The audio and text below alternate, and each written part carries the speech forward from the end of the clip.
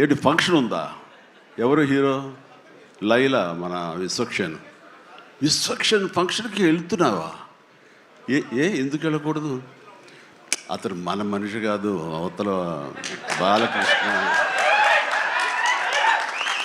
అప్పుడప్పుడు తారక్ అంటాడు అని.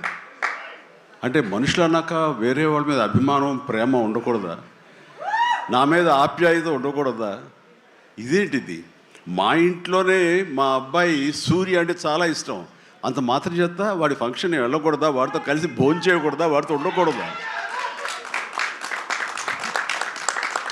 అలాగే మరి మూర్తి గారు అడిగారా, నాగేంద్ర అడిగారా, ఎవరు అడిగారో తెలియదు కానీ అక్కడ ఉన్నారు, వెళ్ళిపోయారు మూర్తి గారు. తెలియదు కానీ నేను ఆ క్లిప్ చూశాను, వాయిస్ గుర్తు లేదు. మీరు బాలకృష్ణ కాంపౌండ్ కదా విశ్వక్సేన్, ఇప్పుడు మెగా కాంపౌండ్ నుంచి ఆయన ఎలా వచ్చారు అని చాలా చక్కగా సమాధానం చెప్పాడు.